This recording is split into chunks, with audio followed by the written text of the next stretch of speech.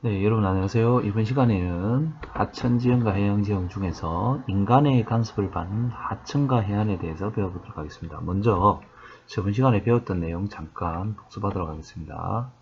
먼저 그 해안의 침식지형입니다. 침식지형, 그죠? 파랑에 의해서 침식을 받은 거죠. 대표적으로 여러분들 보시면 그 시스테, 씨앗치가 있을 거고, 그죠? 씨앗치, 파식대, 바다가 왔다 갔다 하면서 깎은 파식대, 집안의 융기로 만들어지면 여러분들 무슨 당구가 만들어집니까? 해안당구. 둥근 자갈이 나왔잖아, 그죠? 그 다음에 연암견암, 파도가 때리면 구멍이 생기면 동굴이 된다 그랬고, 해식에는 절벽을 얘기했습니다. 네, 그 다음에 여러분들 해안 태적지형이 있는데요. 물론 서해안은 갯벌이 있습니다.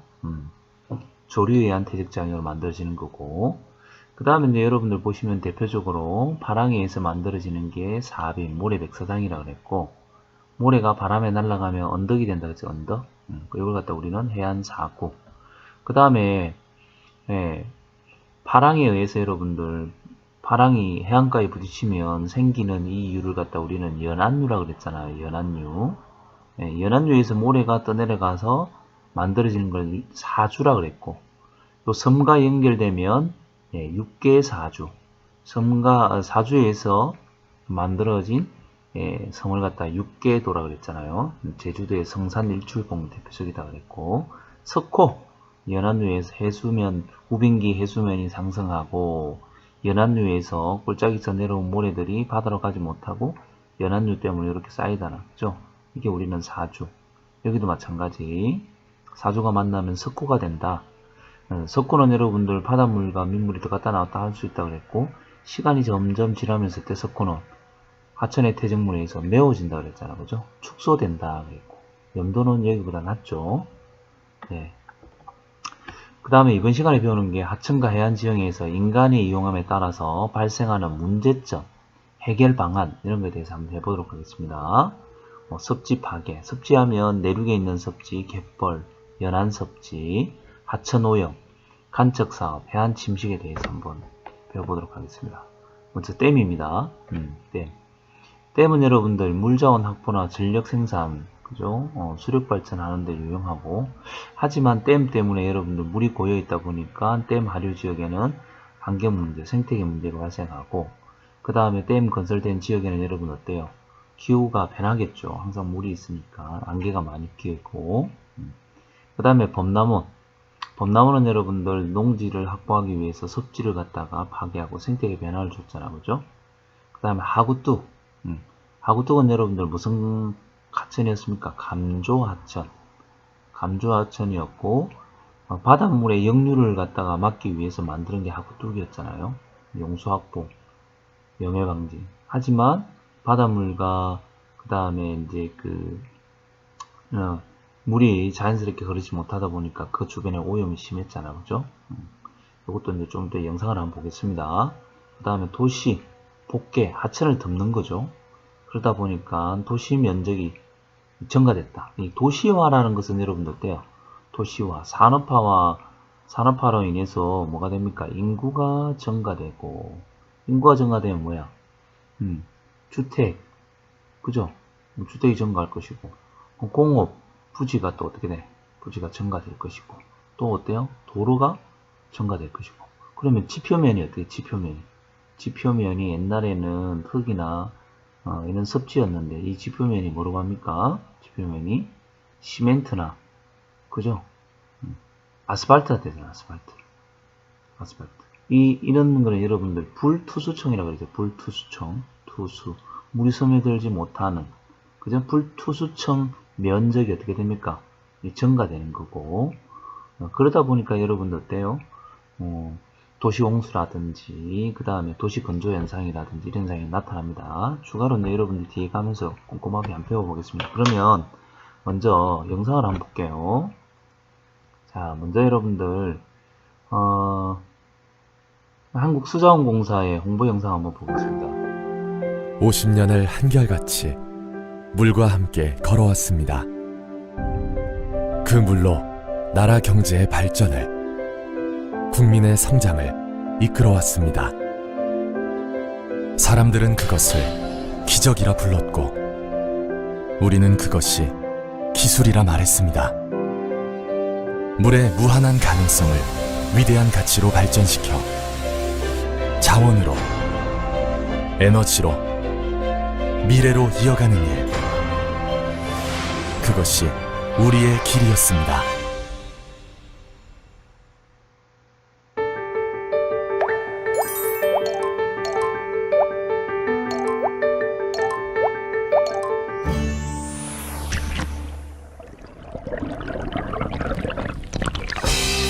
그래서 우리는 물을 관리합니다. 우리의 물이 안전하게 마실 물이 되도록, 다양하게 쓰일 물이 되도록 나라의 물길을 관리합니다. 필요한 만큼 부족함 없이 누구도 소외되지 않도록 깨끗한 물을 넘어 건강하고 맛있는 물을 공급합니다. 끊임없이 변화하는 세상에 앞서 다양한 상황을 예측하고 나날이 성장하는 기술로 생명을, 생활을, 산업을 흐르게 하는 힘이 됩니다.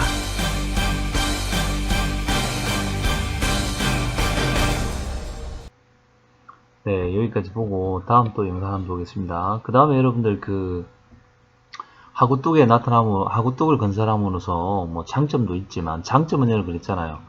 바닷물이 역류함을 막을 수 있고, 그 다음에 어떤 농업용수, 공업용수 확보할 수도 있고, 교통로로 이용될 수 있다. 뭐 그런 이야기 했었는데, 하지만 이게 장기되다 보니까 주변 지역에 생태계 변화를 주게 됩니다. 금강과 영산강의 하구뚝, 한강의 신곡 수중보 역시 개방을 놓고 의견이 맞서고 있는데요.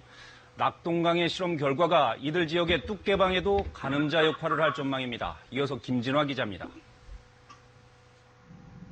1981년에 완공한 영산강 하구뚝입니다.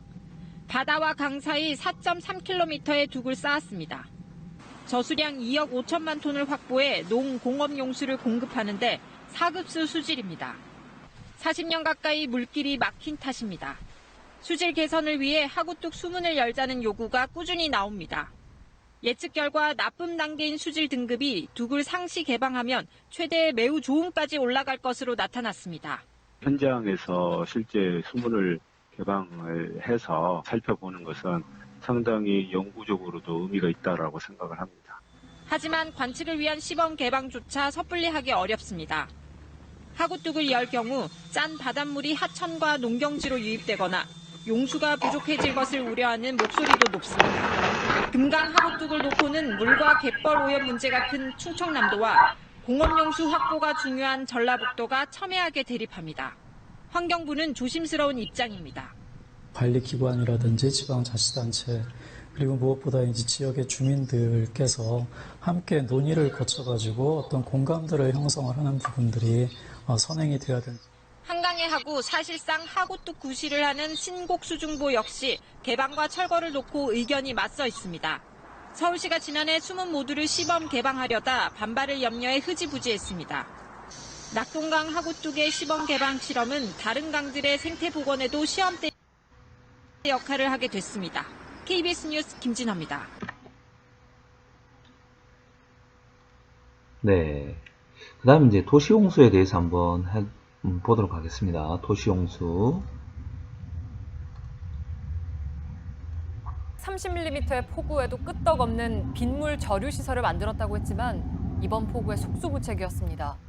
서울과 부산을 비롯한 대도시들마다 홍수에 대비한 시설을 마련하고 있는데 제 기능을 할 수 있을지 의문입니다. 조민중 기자입니다.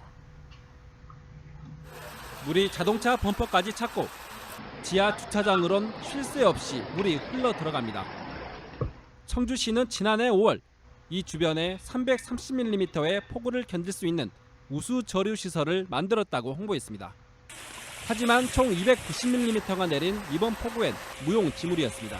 국민들 세금 걷어가지고 해놓고 피해를 더 가게 만든다는 게 이게 도대체 어떻게 하는 건지 모르겠습니다. 이거. 다른 대도시들도 사정이 비슷합니다. 서울의 28개 저류시설 중 가장 큰 사당 저류시설은 약 4만 5천 톤을 저장할 수 있습니다. 하지만 기습 폭우 때를 대비한 시간당 강수량 등의 기준이 없습니다. 다만 30년에 한 번 발생하는 홍수에 대비했다고 서울시 측은 설명했습니다. 상습 침수 구역인 서울 강남역 인근 조류시설과 부산의 3개 조류시설 기준도 마찬가지입니다. 지난해 지어진 부산 수영중학교 조류시설만 시간당 96.4mm의 비를 40분간 견딜 수 있는 능력을 갖췄습니다. 환산하려고 하다 보니까 너무 어려워서 경우수가 너무 많다 보니까 실제로 적용은 할 수가 없는 거죠. 그리고 전문가들은 조류시설 총량뿐만 아니라 국지성 집중호우에도 대비할 수 있는 기준 설정이 시급하다고 지적했습니다. JTBC 조민주입니다.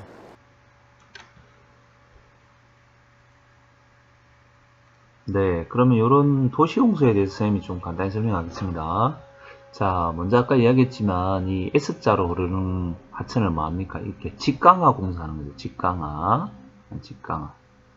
직강화 공사를 하게 되면 여러분들 어때요? 하천이 담을 수 있는 양이 더 작죠. 물론 유속은 더 빨라집니다. 이게 왜 그러냐면 여러분들 도시화 때문에 그렇죠. 도로, 건물 등의 건출로 녹지 공간이 감소하고 아스팔트, 콘크리트 같은 불투수층이 증가함으로써 하천의 유출량 변동의 폭이 커지는 겁니다. 자, 이거 한번 보겠습니다. 여기서 중요한 거는 도시화전입니다. 도시화전. 도시화후. 과거에 한강이다 그러면 한강 주변, 서울 인근 주변에 도시가 생기기 전에, 도시화가 되기 전에는 다 논이었거나 밭이었거나 섭지였겠죠. 그래서 요 상류 지역에서 비가 쫙 내리면 이게 비가 이제 하류 지역으로 가잖아요. 가는데 예를 들면 비가 오고 나서 약 10시간 만에 하천 하류의 수위가 이렇게 올라갔습니다. 그랬는데 도시화가 진행되면서 도시는 여러분들 아까 얘기했지만 아스팔트, 콘크리트 이런 어떤 불투수층이 증가하고 그 다음에 S자 곡선을 뭐 이렇게 하다 보니까 하류 도달하는 시간이 짧아진 거죠. 그러니까 보니까 어떻게 됐냐. 똑같은 강수량이 내려도 예를 들면 7시간 만에 어떻게 돼? 하류에 도달하고 수위도 어떻게 돼? 높이도. 하천의 수위도 이만큼 더. 습지가 없어지고 S자가 직강하다 보니까 높아진 거죠. 그래서 어떻게 돼? 도시 홍수가 커지는 겁니다. 그래서 지금은 여러분들 과거에는 어떻게 됐냐? 지금 이제 현재는 여러분들 보면 A에서 어떻게 돼요? B로 지금 바꾸기 위한 작업을 하고 있잖아요. 대표적인 게 이제 주변 지역에 하천 주변의 생태계를 보존하는 거죠. 자, 도시화가 되면 생물의 개체가 어떻게 돼? 감소하겠죠. 감소. 그 다음에 토양의 흡수율은 시멘트, 아스팔트가 되다 보니까 감소할 것이고 지표 유출수는 오히려 더 어떻게 돼? 많아지겠죠. 아스팔트 여러분들 이런 데 보면 그죠? 아스팔트나 콘크리트 이런 데 막 흐르잖아요. 그죠? 하천의 유출량은 어떻게 돼? 더 많아지겠죠. 신속하게 빨리 빠지니까 지하수의 양은 여러분들 감소할 것이고 지하수는 양이 여러분들 옛날에 이만큼이었다 그러면 지금 어떻게 돼? 줄어드니까 지하수의 높이는 낮아질 것이고 최고 수위 도달하는 시간은 어떻게 했습니까? 7시간 만에 확대했잖아요. 그러니까 도달 시간은 빨라질 것이고 최고 수위도 어떻게 돼? 높아질 것이고 홍수 위험도도 증가할 것이다. 이렇게 보시면 되겠습니다. 자, 여러분들 이게 청계천입니다. 청계천. 청계천이었는데 자, 청계천은 뭐 하게 됩니까? 60년대에 이제 들어와가지고 복개, 덮을 덮는다 이런 뜻이죠. 복개를 하게 됩니다. 그죠? 그래서 여러분들 어때요? 여기에 교통 혼잡이라든지 그 다음에 범람 이런 걸 막기 위해 가지고 복개를 하게 되고 청계천 고가도로를 만들게 되는 거죠. 근데 이게 이제 여러분들 이제 뭐 40년 이상 되다 보니까 그때 기술도 그렇고 노후화되다 보니까 교통량은 많아지고 그래서 어떤 붕괴 위험 이런 게 생기다 보니까 여러분들 어떻게 돼요? 그 다음에 도시 열섬 현상도 완화시키기 위해서 청계천을 복원합니다. 복원. 그래서 여러분들 어때요? 이 청계천 고가도로를 상판을 드러내고 과거에 물이 흘렀던 그죠? 물이 흘렀던 청계천을 갖다 복원하는 거죠. 물론 이게 이제 평상시에 흐르는 물은 한강에서 물을 끌어올려 가지고 다시 흘려보내는 그런 게 됩니다. 그래서 이 청계천이 복원되고 나서 이 주변의 여름철의 온도가 과거에 비해서 한 3, 4도 정도 낮아지고 그죠?